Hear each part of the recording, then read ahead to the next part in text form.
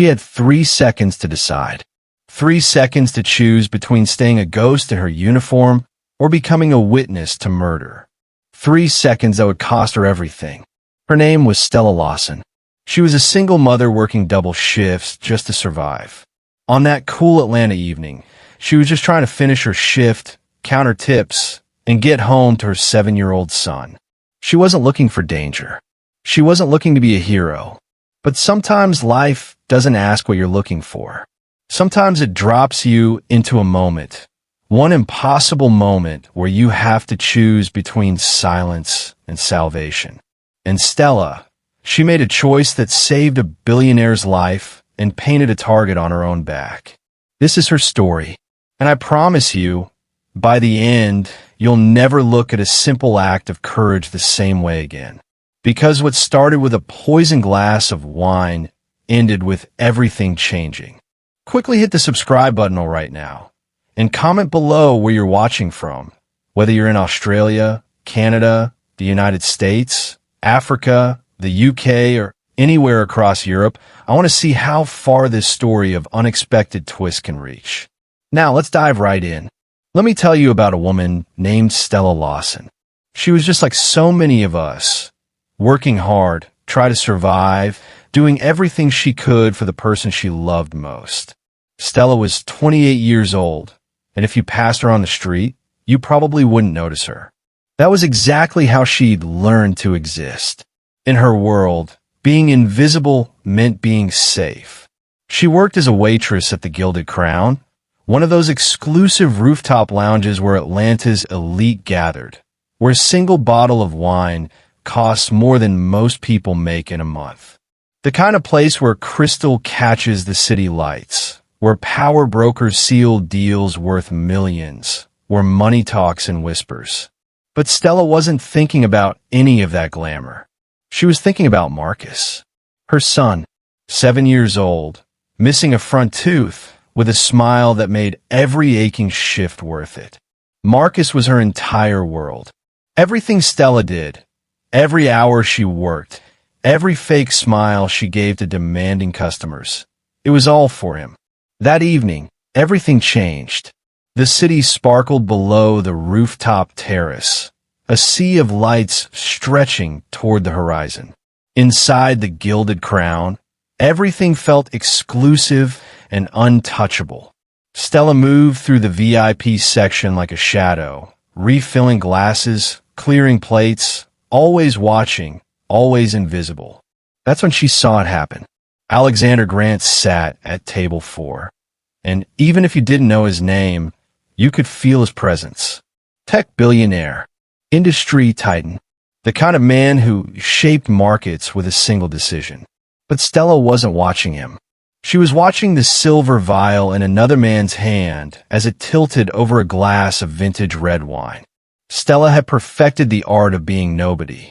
It was a skill she'd learned the hard way, through years of being overlooked, dismissed, and walked past like she was part of the furniture. At first, it had hurt.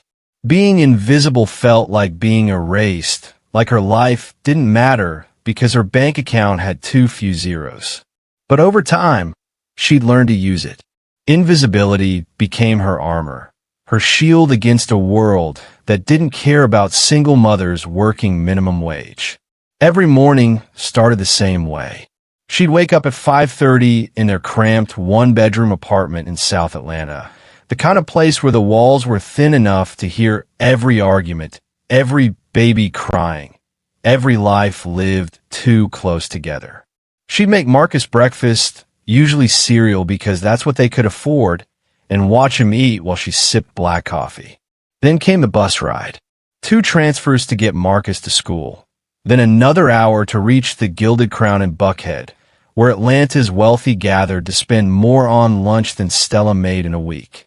The Gilded Crown sat on the 23rd floor of the Belmont Tower, all glass and marble and soft lighting designed to make rich people feel even richer.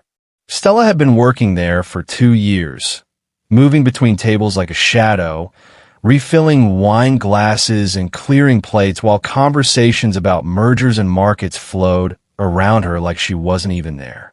And That was perfect, because being invisible meant she could listen, learn, and understand how these people moved through the world with such certainty that everything would always work in their favor. Her feet ached constantly.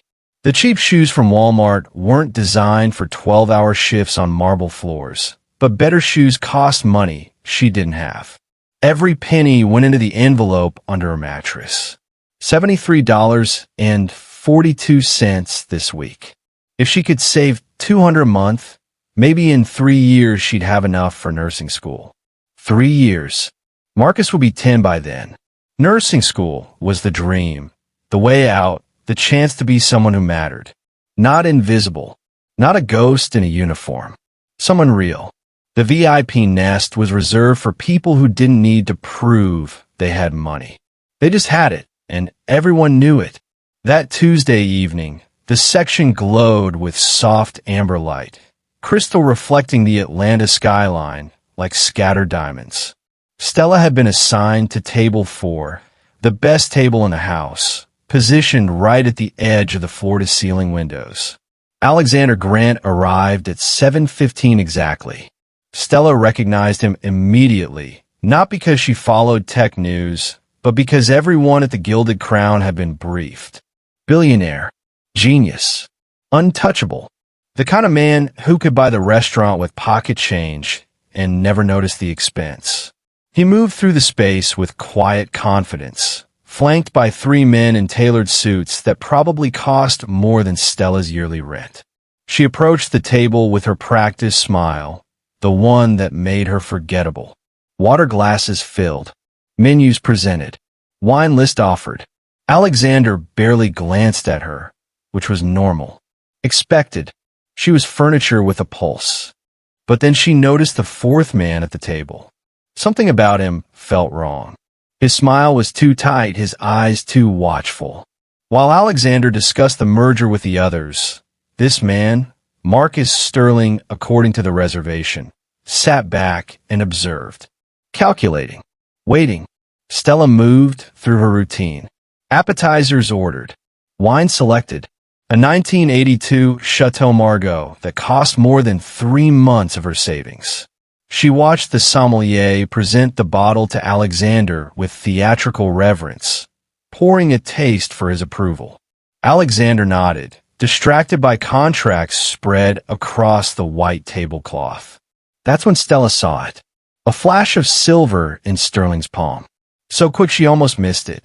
He leaned forward, laughing at something Alexander said, his hand hovering over the wine glass closest to the billionaire.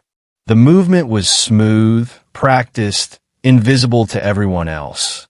But Stella had spent years watching people when they thought no one was looking.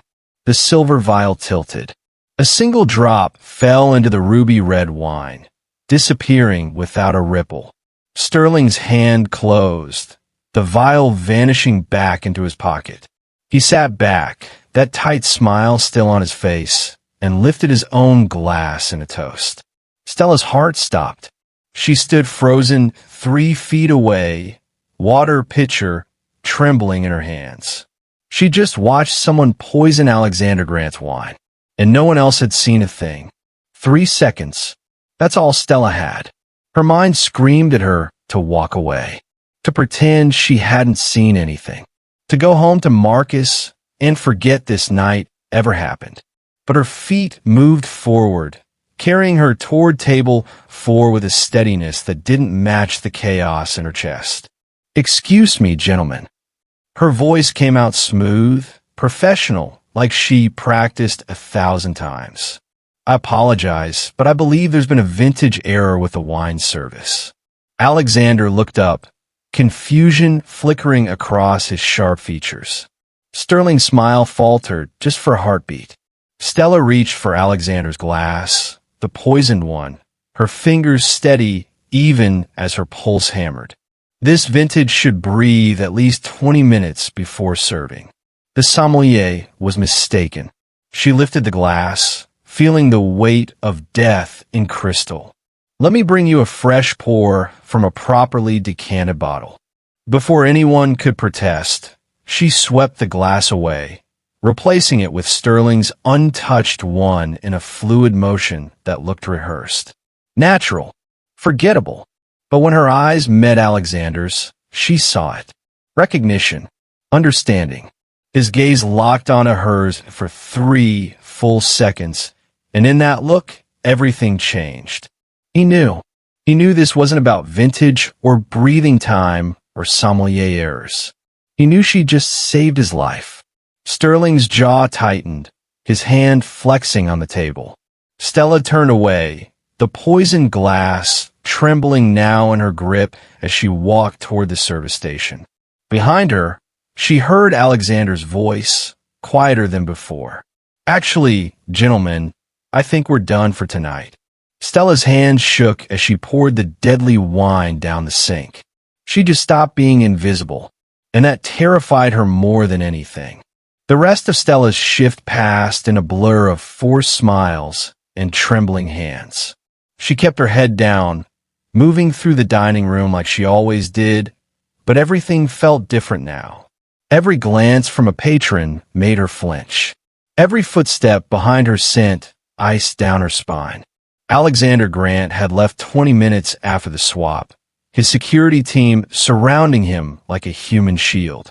Sterling had lingered longer, ordering scotch and sitting alone at table 4, his eyes following Stella's every movement until he finally paid his tab and disappeared into the elevator.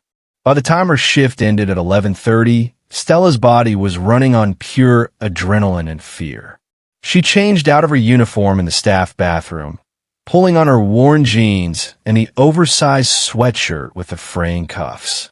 Her reflection in the mirror looked hollow. Haunted. She splashed cold water on her face and tried to breathe.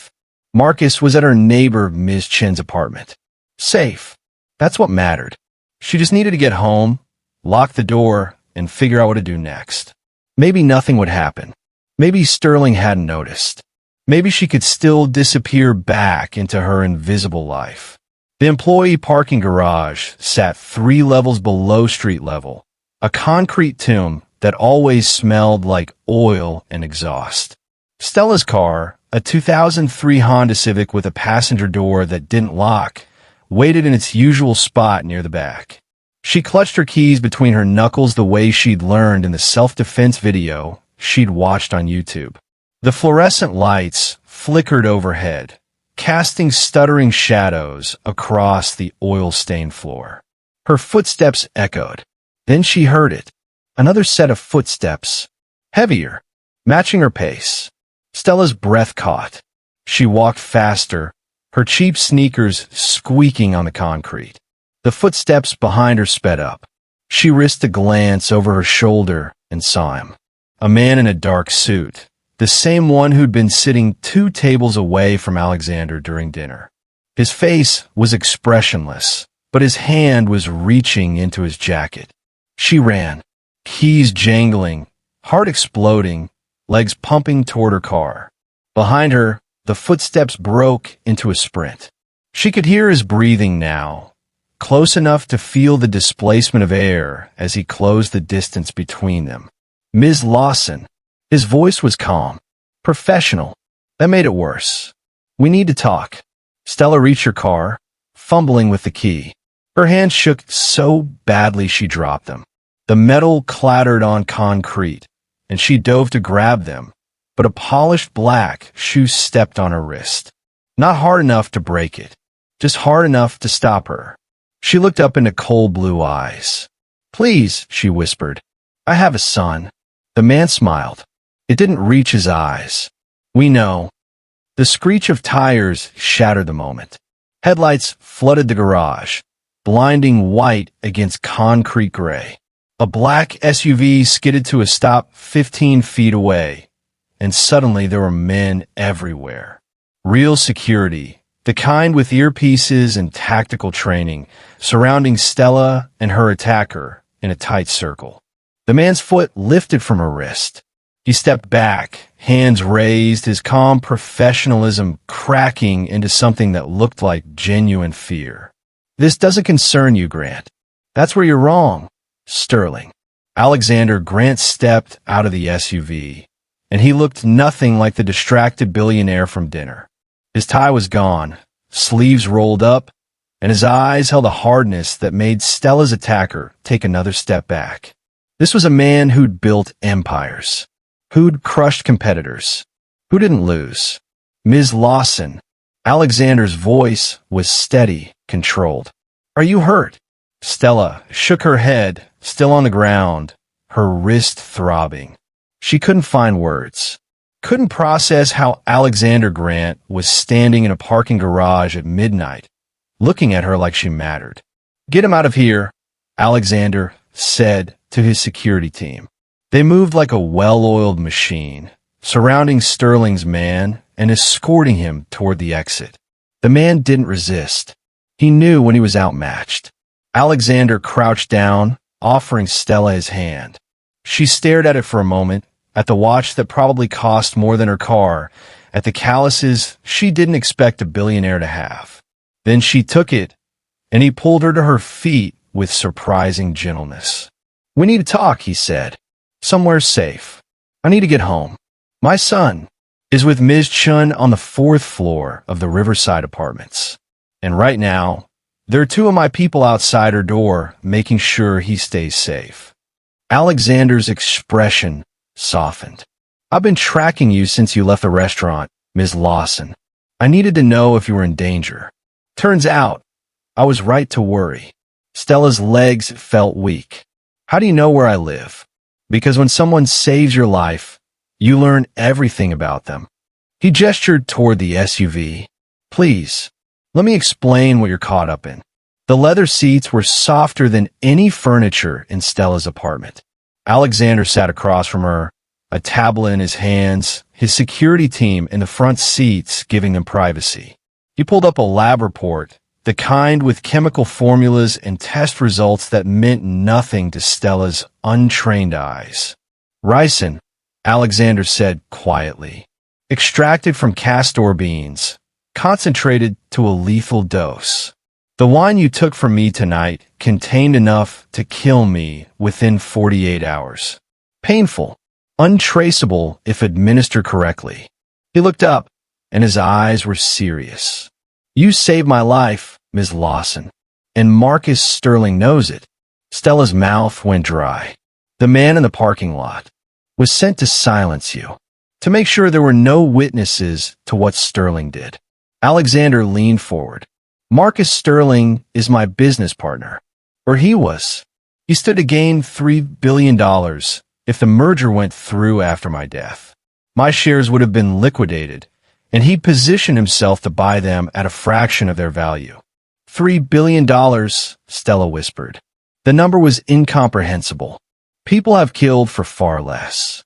Alexander set the tablet down, which is why I can't let you go home tonight. Sterling won't stop with one failed attempt. He'll come after you, and he'll use your son as leverage. The words hit Stella like a physical blow. Marcus, her baby, the only thing that mattered in her entire world. What do I do? Her voice cracked. Alexander's expression hardened with determination. You let me protect you. Both of you. I owe you a debt, Ms. Lawson, and I always pay my debts. They arrived at Riverside Apartments at 12:43. Alexander's security team moved first, 2 men sweeping the building while a third stayed with the SUV. Stella's hands twisted in her lap, her mind spinning with everything that had happened in the last 2 hours. Poison, billionaires, men with cold eyes who knew her son's name. The security guard's voice crackled through Alexander's earpiece. Sir, we have a problem. Alexander's jaw tightened. What kind of problem? 4th floor. Ms. Lawson's apartment. Door's been forced open. Stella's heart stopped. She was out of the SUV before anyone could stop her, sprinting toward the building entrance. Behind her, she heard Alexander shouting orders, but all she could think about was Marcus. Marcus with his gap-toothed smile and his obsession with dinosaurs. Marcus, who still slept with the stuffed elephant she'd bought him at Goodwill 3 years ago. She took the stairs 2 at a time, her lungs burning. The fourth-floor hallway looked normal until she reached her apartment. The door hung at an angle. The frame splintered where someone had kicked it in. Inside, chaos. Every drawer yanked open. Couch cushions slashed. Her carefully organized life torn apart and scattered like it meant nothing. Marcus! Her scream echoed off the walls. He's safe. Ms. Chun appeared in the doorway of her apartment across the hall. Marcus clutched against her side. He was crying, his face buried in Ms. Chen's floral bathrobe. They came 20 minutes ago. 3 men. I heard the noise and grabbed him before they could. Her voice shook. I locked my door. Called 911. But they were looking for something. Or someone. Stella ran to her son, dropping to her knees and pulling him into her arms. He felt so small, so fragile. It's okay, baby. Mama's here. You're safe. I was scared. Marcus sobbed against her shoulder. Ms. Chun said bad men were looking for you. Alexander appeared in the hallway, his security team flanking him. He took in the scene, the destroyed apartment, the terrified child, the elderly woman still shaking, and something shifted in his expression. Resolve crystallized into action. Pack a bag, he said to Stella. 1 bag. Clothes for you and Marcus. Nothing else. We're leaving in 5 minutes. Where are we going? Somewhere Sterling can't reach you. Alexander pulled out his phone, already dialing. I have an estate north of the city. Gated. Armed security. 24-hour surveillance. You'll be safe there while I deal with this. Stella looked at her ransacked apartment, at her son's tear-streaked face, at the life she'd built from nothing, now destroyed in minutes. She thought about the envelope under her mattress, probably already found and taken. $73.42. Gone. But Marcus was alive. That was all that mattered. Okay, she whispered. 5 minutes. Alexander nodded. My team will escort you. I'll meet you there. He paused at the doorway, turning back. Ms. Lawson, you're not invisible anymore. And I promise you, that's going to mean something. The estate sat behind iron gates and stone walls, hidden among 40 acres of Georgia pines. Stella had never seen anything like it. Floor-to-ceiling windows overlooking a private lake. Marble floors that didn't ache her feet.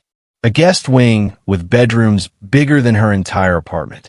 Marcus had fallen asleep in the SUV, and Alexander's security chief, a woman named Rivera, carried him upstairs to a room with dinosaur sheets she'd somehow procured in the middle of the night.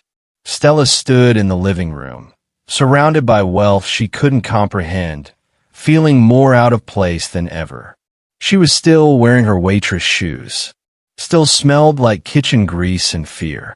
He'll be safe here. Alexander's voice came from behind her. He'd changed into jeans and a simple black shirt, looking less like a billionaire and more like a man who'd just watched his world implode. Rivera is former Secret Service. The perimeter has sensors every 20 feet. Nothing gets through. Stella turned to face him. Why are you doing this? Because you saved my life. People do good things every day. They don't get mansions and armed guards. She gestured around the room. This isn't just gratitude. What do you want from me? Alexander was quiet for a moment.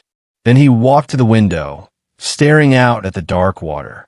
My wife died 3 years ago. Cancer. The doctors said there were treatments, experimental therapies that might have saved her, but our insurance denied them. Too expensive. Too risky. Too experimental. His voice was flat, controlled. I had money by then, but not enough. Not fast enough. She died while I was building my fortune. Stella's anger softened. I'm sorry. Sterling was my best friend through it all. He stood beside me at her funeral. Helped me build the company into what it is today. Alexander's reflection in the glass looked hollow. And tonight, I learned he was willing to murder me for profit. That's what $3 billion means to men like him. It's worth more than loyalty, more than friendship, more than life. So this isn't just about stopping him, Stella said quietly. This is about justice. This is about exposure. Alexander turned to face her. Sterling isn't working alone. There's a network. Board members, investors, people who stood to profit from my death. A cabal built on greed. His eyes hardened. I need evidence. Recordings. Paper trails. Proof that will destroy them all. And you think I can help with that? I think you're invisible in ways I'll never be. You see things powerful people don't think to hide. Alexander pulled out his phone, showing her photos of Sterling and 5 other men. These people dismissed you, ignored you, but you watched them poison me and had the courage to act. That makes you the most dangerous person in their world. Stella studied the faces. Men in expensive suits with cruel smiles. Men who'd ransacked her home and threatened her son. What's the plan? We record Sterling confessing. Get him to reveal his partners. Alexander's expression was grim. But it's dangerous. If he suspects. He already tried to kill me once tonight, Stella interrupted. And he knows about Marcus. I'm already in this fight, whether I want to be or not. She met Alexander's eyes. So tell me how we take them down. For the first time since the parking garage, Alexander smiled. Together. We take them down together. So I'm not going to do that. He handed her the envelope. Open it. Inside was an acceptance letter. Emory University School of Medicine. Full scholarship. Room and board included. A stipend for living expenses. And underneath that, a second letter. Acceptance to their pre-medical program. Starting in 2 weeks, designed for students who needed to complete prerequisites before medical school. Stella's hands shook. She read the words 3 times, unable to believe they were real. I didn't apply. I don't have requirements. I don't. You have field experience that saved a man's life under fire. You have intelligence, courage, and a dedication that most medical students will never match. Alexander's voice was firm. I made some calls. Spoke to the dean. Showed her the security footage of what you did for Torres. She said anyone who could perform emergency medicine with nothing but a first aid kit and textbook knowledge belonged in her program. Tears blurred Stella's vision. 4 years of scraping together pennies. For years of aching feet and double shifts. For years of being invisible. And now this. A future she'd stopped letting herself dream about. There's one condition, Alexander added. You have to accept that you earned this. Not because I paid for it, but because you proved you deserve it. You saved 2 lives, Stella. You stood up when everyone else looked away. That's not luck. That's not charity. That's who you are. Stella looked at the letter again. At the word accepted typed in official font. At the signature of the dean welcoming her to the medical community. She thought about the envelope under her mattress, the $73 that Sterling's men had stolen. It seemed like such a small amount now. Such an impossible distance she'd been trying to cross. Thank you, she whispered. No, Alexander said quietly. Thank you. For being brave when it mattered. For seeing what no one else saw. For giving me a second chance at life. He smiled. This isn't a tip, Stella. This is an investment. And I have a feeling it's going to pay off in ways neither of us can imagine. Stella folded the letter carefully and held it against her chest. Through the window, she could hear Marcus laughing, the sound bright and unafraid.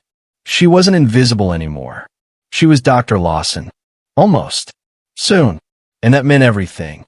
If this story inspired you, don't let it end here.